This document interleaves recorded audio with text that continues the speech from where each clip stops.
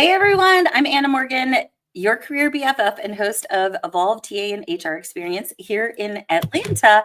In just 6 days, it also lands on my 50th birthday, but today, excuse me, we are here to celebrate a fabulous HR leader named Jessica Miller-Merrell, and she is joining the Evolve stage and is going to be speaking about a variety of things from leading with intentionality with John Baldino and Tiffany Castellano to holding her own session about how we as people leaders can utilize breath work at the office. So I have hit a little frozen moment on my screen, but let me see if I can bring her up to the stage.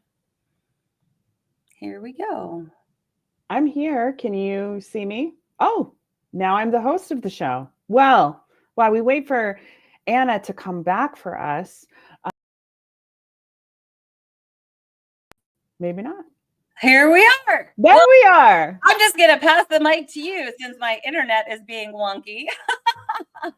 Well, thank you, Anna. My name's Jess, and I run a popular human resources blog and online resource called Workology. And I'm really excited to be speaking at Evolve. I feel like it is just the perfect combination of topics and information, focus on like self-care and resources, but also getting a little bit of work and automation and systems stuff in too.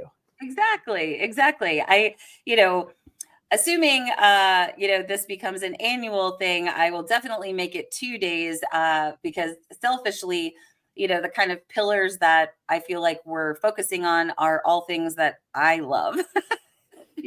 Branding, well-being, TA and HR innovation and efficiency, which you're very passionate as well. And what I really admire about you is that you have this savvy tech side of you, teaching HR and TA leaders how to utilize AI, which is a great segue from what Trent and I spoke about yesterday. Some of the roadblocks that HR leaders and TA leaders are experiencing in embracing AI. So, I would love just a little bit of your perspective, especially from, the HR standpoint. What are you hearing from the people that you're working with that, makes them go, I don't have time for this, or, this is not going to be compliant for our company, and I'm kind of scared. I get it. I'm also scared. That's why I'm diving in, right? Right. So I can future proof. What I want HR leaders and TA leaders to become are the AI experts of their organization, right? Yes. Because some of the biggest just things that I hear from our TA and recruiting leaders and HR is that they aren't involved in business decisions. They find out about after the fact, or they're the ones delivering the announcement about an organizational change when they weren't even included in any of these things. So in order for us to get into these conversations, I think AI understanding and knowledge to become like that go-to expert at our company is the fantastic way to do it. And what's great is only a small percentage of, or a large percentage of people within the last 6 months have just started using AI. So very quickly, you can get up to speed and become the resource for your organization, not to mention building some new skills for your career, because this is only going to grow in popularity. So we're building a foundation now for the future because the workplace is going to change and AI is going to be an important part of that.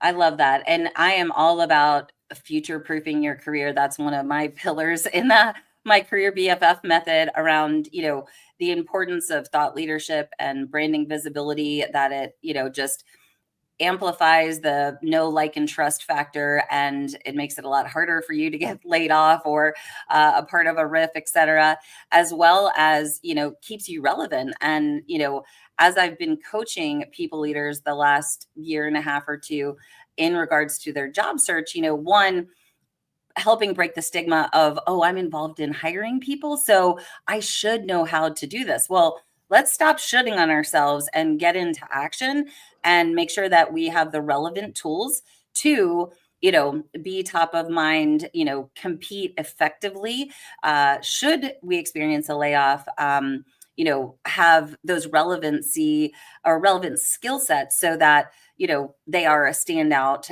candidate in this market, because we've just experienced such turbulence in the last 2 years in our space. So I absolutely love that. And then the other side of your brain is all about well-being and wellness. And you've been on this fantastic journey of self-improvement from, several yoga certifications, and now getting into breath work and other healing modalities. So I'd love to, have you share a little bit about your journey, and then a little bit about your, breathwork session. Yeah, absolutely. So the reason that I'm so interested in technology is because all these tools give us space to be able to automate and optimize our work, right? And with that space that I've created, I have had a chance to decide what I enjoy doing, or I've experimented with different things that maybe in the past I was intrigued on, but I didn't ever have the time to do, right? And so when I came out of COVID, I kind of made a promise to myself about what I wanted my future self to look like and feel like. And that was a focus on my personal development and making time for me, because I've always been part of the hustle culture, whether it's in corporate or as an entrepreneur, where I was working 80 hours consistently or more a week. And that is not healthy for me. So For anyone. for anyone. And Right. It really was messing with my mind and my self-worth and just all these things. And on the surface, like, it might look like I'm super successful, but behind the scenes, I'm an effing mess. Right. My mindset is totally messed up. So I could either continue this path, and I could see from like my family and other people in my life where that was going to go, like in terms of disease and emotions and all the things. Or I could say, yes, or I could say, let's try something. And I started small. I just started doing some Pilates. We were still wearing masks. And I was doing private Pilates sessions. And then I moved into yoga. And I have been practicing forms of these off and on, not very consistently, but I would go into spurts where I would fall in love for a couple years and then come out of it. I can relate. Since I was 23. And so now I've really been able to appreciate the space that I've created, and then how it can really help me emotionally and personally, and just my mind and mindfulness.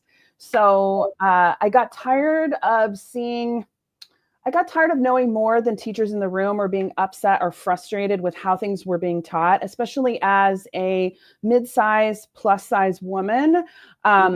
So I was like, okay, I need to either take action and show up and do this and represent, or I just need to, head on back to the back of the room and then just accept that. And I'm not that type of person. So I signed up for yoga teacher training and decided I wanted to be online, showing what it looks like to be a mid-sized, plus-size woman doing yoga, who is over 40, and be at the front of the room having conversations, kind of leading, because I like to think I know a little bit about what others need and what has helped me in terms of calm, myself, and help me and my family enjoy life so much better. It's so much better when I'm not constantly in panic mode and freaking out.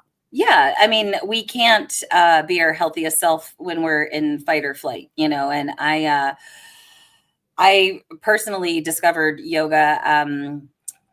I had spontaneously booked this crazy trip to Costa Rica for this kind of, feminine embodiment experience. And I did it and fully embraced it, and had an incredible experience. And it was really through that experience that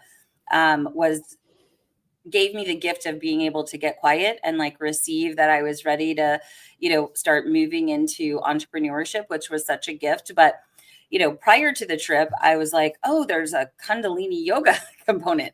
I know nothing about yoga. And so just joined a local studio called Peach Out Power Yoga. And they're just an amazing studio.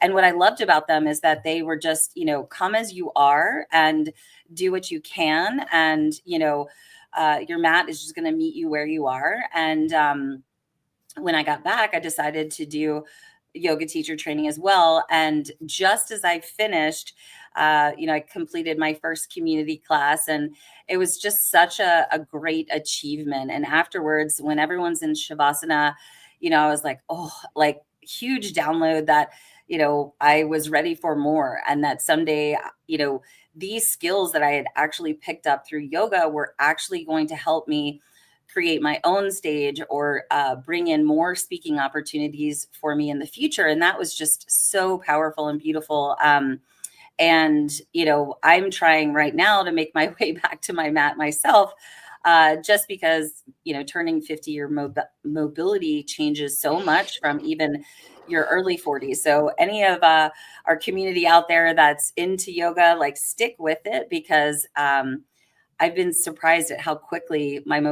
mobility has, just changed. I'm like, I can't even get into an eagle pose right now, let alone. I can't get into an eagle pose right now. What are you talking about? I was like excited that I was like, oh, it's almost there. It's like my arms don't actually, yeah, and my no. like again being another plus size woman, and I've so admired how you've shown up, and I too try to do that. And I vulnerably have shared that I've been on this fitness journey with a crazy idea of losing 50 pounds by the time I turn 50, and that is not going to happen. But my body is changing significantly, and I've taken huge strides in decreasing my BMI and increasing my skeletal muscle. And I'm in this place of acceptance that it's not all about the scale. It's about how I feel in my clothes and what size clothes fit, and generally how my energy levels are and all that stuff. So that's the lesson. That's the lesson right there. Mm-hmm. And your 70-year-old self, future self, is thanking you for the work that you're doing right now. Oh yeah. It's my birthday today, and this time Yes, last happy year, birthday. thank you. Yeah. Last year was the shittiest year for me. I'm not gonna lie, but I am feeling good about this year. Last year I was in a hospital because my mother-in-law had a stroke at our home while she was visiting. And then later the next month, my dad was diagnosed with this rare blood disease. And so I watched two people that I really, truly love and care about that have been part of my life for, my dad since I was born, right? Right. Suffer physically. And my dad is a competitive pole vaulter. He competes in the senior Olympics. All right.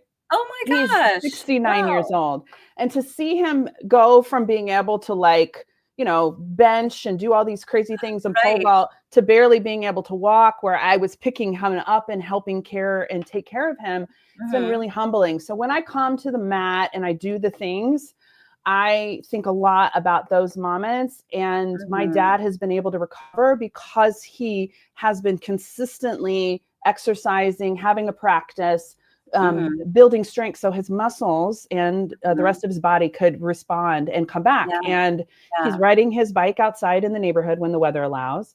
He just told me he did a pull-up. Oh my gosh. That's he was in the hospital. He was hospitalized several times in February, March, and April, unable to walk. So it's a miracle. So yeah. And I think, I think about that too. My father had long COVID, and he, really struggled bouncing back and had to have some additional heart surgeries. And my mother is, just has challenges with inflammation, and now we're seeing some memory challenges. And, I think my other focus on like well-being as a talent and HR leader is that, if we can use these tools, whether it be yoga or breath work or mantras or meditations, we are much more capable and armed to handle the things that life throws at us, because so many people in the corporate space are dealing with aging parents, challenges with their kids, and then just return to office toxic bosses, discrimination at work, it can be really challenging. But if you have tools and resources to pull from, it doesn't solve the problem, right? But I think it helps us just be more in control of how our bodies and minds react to certain situations, good or bad. Yeah. Right, right. Like I had a situation yesterday, and I mean, granted, I'm, running 90 miles an hour, getting everything ready for the event, but I made a stupid error, and then like the interaction was not pleasant, and then I reacted not in a great way. And then it was like, okay, halt, hungry, angry, lonely, tired. I was like, what have I eaten today? Oh, I think I need to go have some protein and drink some water. And then I just took a second and I was like in the middle of cooking dinner when all this was happening. And I was like, second thing I did was ask for help. I was like, can you please finish this? And then I went upstairs and just allowed myself to do, a couple rounds of just simple box breathing, because I needed to regulate my nervous system because I was spinning. I was starting to be like, I'm just going to shut it all down. I'm going to cancel it. I can't do this. Like it's crazy how you spiral so quickly, right? Well, and I think it's these are the things we're going to talk about in this session. Yeah. For neurodiverse people too, like we just go, full throttle into, yes, the worst possible thing that could happen. And yeah, I was like, whew, okay, thank goodness I know to just take a step back and then ask for what I need. And then, after that, I was able to then sit down and, work on something that's a non-preferred difficult task. And this is where I love AI, although it's not always right. No. I saw a post that you did recently where you were mentioning that, without the help of AI, this project that you were working on would have taken you, several hours or days, and 60 hours is what I estimated. And yeah, I banged that out with my ADHD brain in 6, right? And for me, I'm like 300% or not at all, right? And so sometimes I just go into these like massive, probably a manic sprint of productivity where I can get it's called hyper focus. Oh, okay. Not manic, hyper focus. I like that better. Right. And so I found some new tools. My team was talking about this new really cool tool called Notebook LM. It's a Google product. And yes, please write it down. And I was uploading some PDFs and getting summaries and information. And then what was great is then it would make a little podcast for me. And then I would export the podcast, use another tool to get me a transcript. And then I would throw it into ChatGPT and ask it to do something else. And so I had, I don't know, several hundred pages of documents and things that I was trying to parse through. I'll give you an example. I teach HR certification prep for SHRM and HRCI. And every year, SHRM changes their stuff, which is incredibly frustrating. People think they have to go buy new books and all this. So I uploaded both documents that said, here's last year's, here's this year's. And then I asked it to provide me a summary of what was different. And then it made a podcast audio for me. And then if I wanted to, I could listen to it in the car or read the transcript or whatever. But basically, that combination of work, because I was making updates to my course for HR certification prep called Ace the HR exam, I would have spent probably several weeks working on this, like 20 hours a week, 15 hours a week. And we were able to get it done. And then I just assigned the last few tasks to my virtual assistant to go ahead and upload all the things into the course for me. And then I was able to move on to the next exciting task or go to a yoga class. Well, exactly. Right? And it helps free up time. So what was the name of it again? It's Notebook LM, and it's free right now. It's also, if you have a workplace Google, I do. You get it included. Like Google just made the announcement they're including Gemini and Notebook LM in the workplace account, but you can still just go to Notebook LM. And for those non-Google people, what are you doing? I get it. My husband's a non. He's a co-pilot. I have a few of those friends, and they're like, "Don't send me to a Google folder." And I'm like, "Don't become an entrepreneur," is all I'm going to say. Like, that's how we live. I can't operate in your space. So anyway, you can just go over there and try it out. Yesterday I hosted a free webinar because I have an AI course that we offer, and I demonstrated uploading like a 40-page summary on the history of recruiting and artificial intelligence and asked it to make me a summary of it. that was Nice. more digestible. And then it made a little podcast in under 5 minutes. That's And think great. about things like your employee handbook, or maybe your not stupid, but overwhelming benefits information, like getting a Mhm. summary of those things, like a couple sheets that maybe you could serve up to employees. Because who reads Mhm. that 150-page document but the HR people? Right. So the possibilities are endless for notebook Yeah, LM. no, I love that. And, it's cool to think about, embracing the technology to support ultimately well-being and time and space to, be able to do the things that are so important to maintain our, what I say, serenity in so many ways. Sam Hall is saying hello. Hey, Hi, Sam Sam. Hall. Welcome. Um, so no, I absolutely love that. And I mean, I've utilized AI quite a bit to help, even with the agenda, because we have such a tight day and trying to count in transitions, and just looking at every segment, trying to make sure that everyone's included. So that's been helpful. And just, again, for a variety of different reasons, but always looking to learn more. So I'll probably be in your next AI course Yeah, for sure. sign up. And It's a lot of fun, and it's moving quickly. So I feel like just getting some exposure to a few things for you to create some space to be mhm, able to have time for yourself, or right. tackle that project that you've been avoiding, or cleaning out your garage, whatever that thing for you Mhm. is, I think is time well spent right now. Yeah. So any special plans for your birthday? How are you gifting yourself the gift of continued well-being and support? So like your daughter, she's a swimmer. My daughter's a swimmer. So we are at practice 6 times a week. Yes, So I my husband is the swim taxi tonight. So no swim taxi for me. Oh, okay. I'm Yay. texting one way. Yeah, and I will be heading to a yoga class. But this weekend, for birthdays, the person whose birthday normally gets to pick the meal that everyone makes for them, and Okay. then also you get a homemade light dessert. Okay.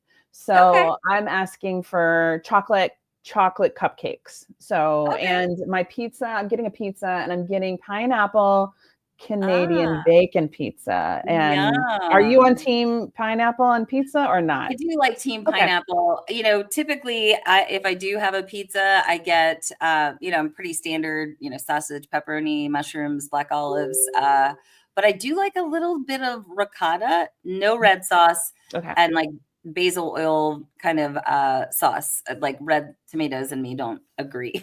Oh, So, yeah, that's not fun, but good. Okay. yeah. I did a So, poll one time on LinkedIn because I was just curious, because it's oh, very it's people love polarizing. to weigh in on that topic. Yes.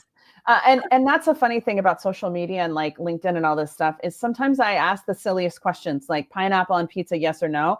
And then Mhm. suddenly I have 10,000 impressions and 300 votes. It's the funniest thing. But then when we I post know. something about the importance of meditation in the workplace and stress It's like reduction, it's cricket. 212 impressions. It's funny. Yeah, So exactly. I'm like, lately with how much I've been, posting, it's I'm like, LinkedIn hates me, except they really want me to get fit. That one picture, selfie mirror picture, I don't even want to look at how many impressions it has. I'm like, okay, we're all about fitness and hitting our weight loss it goals. it Like, will I be get it. interesting, because when you go out into the world the rest of this year, what I Mhm. found personally is that people comment and are like, "Oh yeah, I love that you did that," or "How's it Mhm. going?" Like, Yeah, people always ask me about what I'm you're doing with my supportive. yoga or Yeah. whatever. They don't say, "Oh, I saw that AI avatar video you made and that was super creepy." They don't ask me about my work. They talk about my personal stuff. So, Yes, which and is fine. that's, more, and you're such a guru with like personal branding and content creation as well, which is, again, a component of the conference, because the value in that to future proof, to build career insurance. And, on LinkedIn, people want to follow along in your journey. And, you know, when we take bold, messy action, we are giving others permission and inspiration to do the same. And so, I always tell people, like, show up and be the person that you needed maybe 10 years ago in your career. And try to get out of like, oh, it's self-promotional. It's community building, it's storytelling. And it's leadership can be relatable in so many different areas, from well-being to AI, to parenting. I can't wait to chit chat with you more about being a swim mom when you come in town, and Oh for yeah. you to meet my little mini me, who I'm like, I She's don't like she's you, doing but really well. I was super impressed about the times, and I talked to Rye about her quite a bit. So oh wow, well, they can follow each other on Meet Mobile. I mean, she right now is in the 100 breast, is number 5 in the state, that's crazy. That's awesome. and number 10 in the 100 free, and number 11 in the 50 free. So we have a big like regional meet tomorrow for the high school. So she has a new fancy tech suit, I think, that she can wear. So she's excited about That's that. And awesome. I haven't completely broken the bank on the swim accessories and all that. But she definitely wants to come by the conference. I was like, Yeah. I'm going to put you to work. Of course, free labor. I mean, it's kind of Yeah. required for family Yeah. members. It's Well, a family affair, from my DJ to my headshot photographer to my sister being like the kind of point person on the project management side, to just the local community Atlanta recruiters that have raised their hand and said, let me check people in, let me give out t-shirts, all that good stuff. So I was sitting here, this is one of our pens that are going to go in the goodie bag, oh, nice. but it's not just a pen, it's a fidget toy. Oh, perfect for Wow. my ADHD brain. Perfect. Yeah. So, I am thinking of all the different types of people that are attending, and it actually writes really nicely. So, well, happy birthday to you. Thank you for spending some time with me today. I can't wait to give you a big hug and welcome you to Atlanta. Hope it warms up a little bit by next Thursday, but I can't believe we are less than a week out. It's going to be a great time. And I think we have 13 tickets left. So if you're, in the drivable distance to Atlanta and Do can it. make I love spontaneity, right? Like some of the conferences I've come to were just last minute, and so many great opportunities and collaborations and friendships came from that. So, this is the message for you. If you see this, you're supposed to be there, right? It's your sign. It's your sign. That's your Join, sign. sign now, and it's going to be a great time. And if you're certified with SHRM or HRCI, we have HRCI and SHRM recertification credits for you. Yeah. So it is a great option for those looking for those credits. And if you're an HR professional and you need support, going to your manager or your executive on making a business case on getting approval to attend, we are absolutely here to help you. And you can also go to the very last section of the website and, copy and paste something that ChatGPT wrote as, hey, this is a business case as to, why you should get the day off and be able to have a day of career development, right? Just tell them that Jess and Anna said you needed to be there. And That's then if right. they have any problems, send them my number and I'll That's talk right. to you about it. And I am very convincing. So am I. We're good sales. We are. Yeah. Oh my gosh, I am so excited. Thank you so much. Happy birthday. And we hope to see everyone at Evolve. And big hugs. We'll see you in just a little bit of time. Bye, everyone. All right, here we go. I just have to, here we go. Oh.